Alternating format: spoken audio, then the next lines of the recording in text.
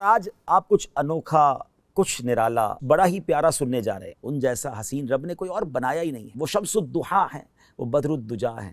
تیرا خلق سب سے بالا، تیرا حسن سب سے اعلیٰ، فدا تجھ پہ سب زمانہ، مدنی مدینے والے۔ بلغ سلامی روضة فيها النبي المحترم۔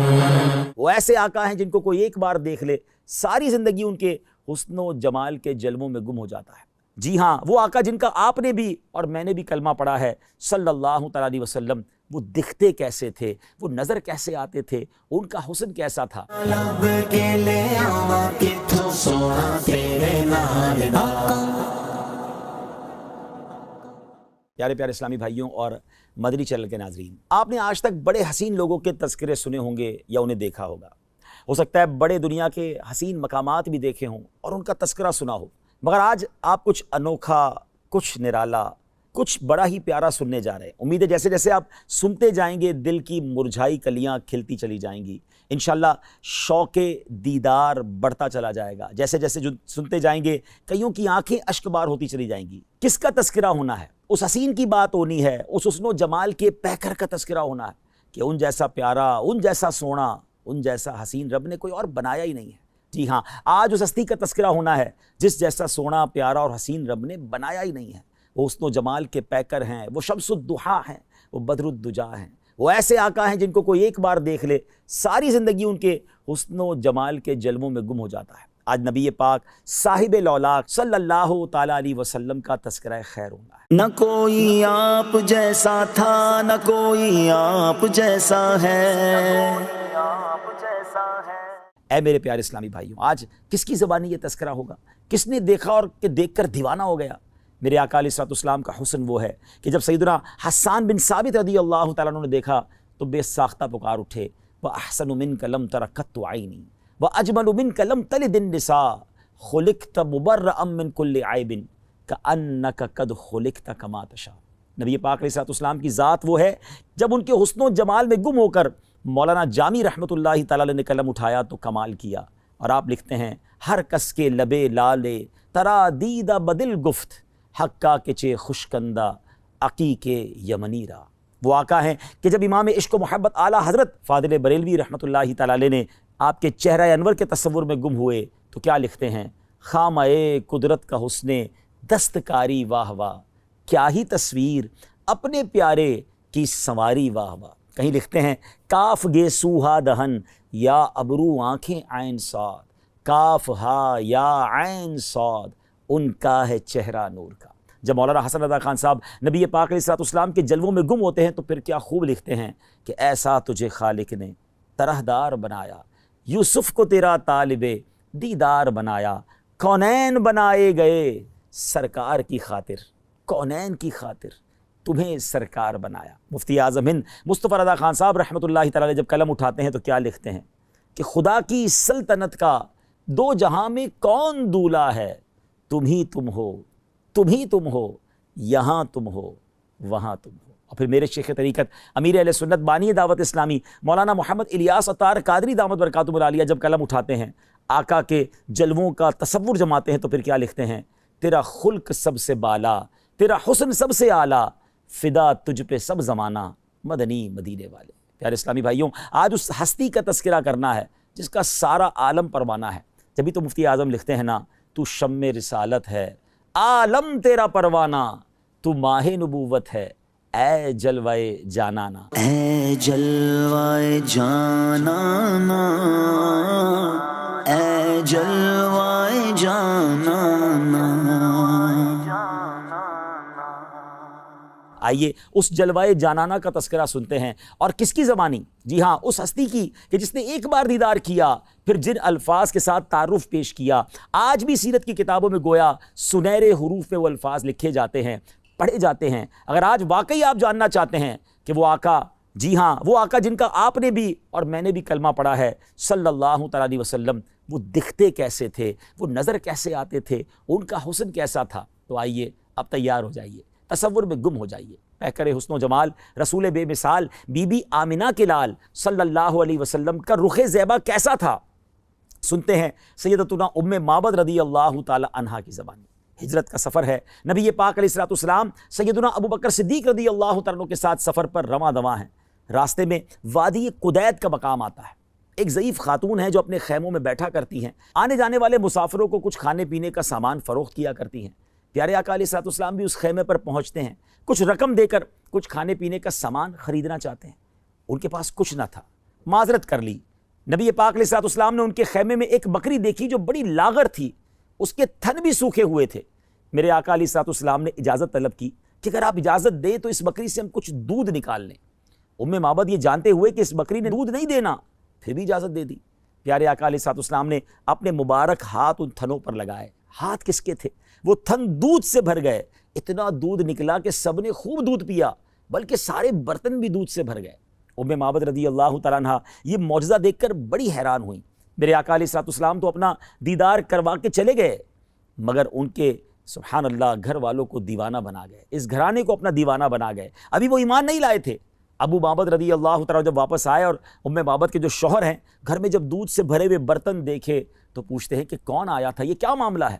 تو آپ فرماتی ہیں ایک مبارک آیا تھا۔ نبی پاک کا نام بھی ابھی انہیں نہیں پتا تھا، نام بھی نہیں پوچھا تھا، تو نام کہا، ایک مبارک ہستی تھی، ایک مبارک شخصیت تھے۔ کہا یہ تو بتاؤ وہ دکھتے کیسے تھے، ذرا بتاؤ تو صحیح وہ کیسے تھے۔ اے پیارے اسلامی بھائیوں، مدنی چینل کے ناظرین، اب سنیے میرے آقا کیسے دکھتے تھے، نبی پاک کا حسن و جمال کیسا تھا۔ ام معبد رضی اللہ تعالیٰ عنہ کے عشق بھرے انداز میں کس پیارے انداز میں نبی پاک کا رخ انور بیان کیا۔ آئیے الفاظ تو دیکھیے کیسے موتیوں کی مانند ہے۔ وہ کہتی ہیں رأیت رجلا ظاہر الوداع، میں نے ایک ایسی ذات دیکھی ہے جن کا حسن نمایاں ہے، ابلج الوجہ حسن الخلق، جن کا چہرہ خوبصورت اور وہ تخلیق کے شاہکار تھے، لم تعبہ خجلا، ان کی جسامت میں فربا ہونے کا عیب ہی نہ تھا، ولم تزری بہ سعلا، اور نہ ہی پتلی جسامت کا عیب تھا، وسیم قسیم، بڑے حسین، انتہائی خوبصورت، فی عینیہ دعج، ان کی آنکھیں سیاہ اور بڑی تھیں، وفی اشفارہ وطف، ان کی پلکیں لمبی تھیں، وفی صوتہ سحل، ان کی آواز گونجدار تھی، وفی عنقہ سطع، ان کی گردن چمکدار تھی، وفی لحیتہ کثاثا، اور جبکہ ان کی داڑھی مبارک گھنی تھی، ازج اقرن، دونوں ابرو باریک اور ملے ہوئے تھے، ان صمت فعلیہ الوقار، جب وہ خاموش ہوتے تو پر وقار ہوتے، وان تکلم سما وعلاہ البہا، جب گفتگو فرماتے تو چہرہ پر نور اور بارونق ہو جاتا، اجمل الناس وابہاہم من بعید، جب انہیں دور سے دیکھا جاتا تو تمام لوگوں میں سب سے زیادہ حسین نظر آتے اور باروب نظر آتے، وَأَحْسَنَهُ وَأَحْلَاهُ مِن قریب، اور جب قریب سے دیکھا جائے تو اس سے بھی زیادہ خوبصورت اور حسین دکھائی دیتے، حلو المنطق، نہایت ہی شیریں گفتار تھے، فضل لا نظر ولا حضر، جامع کلام کرنے والے اور فضول کلام سے پاک، کأن منطقہ خرزات نظم یتحدرن، زبان مبارک سے ادا ہونے والے کلمات گویا موتیوں کی لڑی تھی۔ سبحان اللہ۔ فرماتے ہیں اذا قال استمعوا لقولہ، میرے آقا جب کلام فرماتے، وہ جب کلام فرماتے تو رفقا اور حاضرین نہایت یکسوئی کے ساتھ سماعت کرنے کو شرف جانتے، وَإِذَا أَمَرَ تَبَادَرُوا إِلَىٰ أَمْرِهِ، جب وہ مبارک ہستی کوئی حکم صادر فرماتے تو رفقا ہر حکم کی تابع داری اور وفاشاری کی مثال قائم کر دیتے، محفوظ محشود، سب ان کے خادم تھے، سب کے لیے قابل احترام، لا عابس ولا مفند، نہ وہ ترش رو تھے اور نہ ہی ان کے کسی بھی حکم کی خلاف ورزی کی جاتی تھی۔ سبحان اللہ۔ ناظرین کیسے موتیوں والے الفاظ ہیں، ذرا غور کیجئے نا کہ صحرا میں رہنے والی، خیمہ میں رہنے والی ایک خاتون نے نبی پاک کا ذکر خیر اتنا شاندار انداز میں کیا کہ آج تقریباً 1450-1500 سال کے بعد بھی سیرت کی کتابوں میں ان کا ذکر ہو رہا ہے، آج ان کا ہم نام لے رہے ہیں۔ ویسے اس زمانے میں بہت ساری خیمے والی ہوں گی، مگر ان کا چرچا کیوں ہے؟ کہ بات یہ ہے کہ ان کے جو غلام ہو گئے، وقت کے امام ہو گئے، نام لیوا ان کے جو ہوئے، ان کے اونچے نام ہو گئے۔ صحرا میں جب چاندنی رات ہو تو چاند کی چمک دمک دیکھنے کے لائق ہوتی ہے، چاندنی سے گویا سما ڈھک سا جاتا ہے۔ صحرا میں جب چاند نظر آتا ہے تو بڑا خوبصورت، بڑا حسین، بڑا چمکدار۔ ایک بار سیدنا حضرت جابر بن سمرہ رضی اللہ عنہ فرماتے ہیں کہ حدیث پاک کا خلاصہ ہے کہ چاندنی رات تھی اور میں نے 14ویں رات کے چاند کو دیکھا، اور پھر نبی پاک علیہ السلام بھی جلوہ فرماتے میں نے آقا کا بھی دیدار کیا، ایک بار پھر میں نے 14ویں رات کے چاند کو دیکھا، پھر نبی پاک کو دیکھا، کہتے ہیں میں دیکھنے لگا کہ کون زیادہ خوبصورت ہے، اور پھر کہتے ہیں کہ اللہ کی قسم میرے آقا علیہ السلام 14ویں رات کے چاند سے زیادہ خوبصورت ہے۔ اللہ اکبر، کہتے ہیں واللہ میرے آقا 14ویں رات کے چاند سے زیادہ حسین اور با کمال ہے۔ سبحان اللہ، کس کس حدیث کی بات کی جائے، اس نورانی چہرے کی کس کس انداز سے تذکرہ کیا جائے۔ بی بی عائشہ صدیقہ رضی اللہ تعالی عنہا فرماتی ہیں، حدیث پاک کا خلاصہ ہے کہ ایک بار میں رات کا آخری پہر تھا اور کچھ سی رہی تھی، میرے ہاتھ سے سوئی گر گئی، کہتی ہے میں نے وہ سوئی تلاش کی مگر وہ مجھے نہ ملی، اتنے میں میرے آقا صاحب معراج نور والے آقا صلی اللہ علیہ وسلم اپنا نور والا چہرہ چمکاتے ہوئے میرے گھر تشریف لائے۔ میرے آقا تو کمرے میں کیا آئے، پورا گھر ہی جگمگا اٹھا، بقعہ نور بن گیا، کتنی روشنی ہوئی کہ کہتی ہے ان مبارک نورانی شعاؤں کی برکت سے میں نے اپنی گم شدہ سوئی کو تلاش کر لیا۔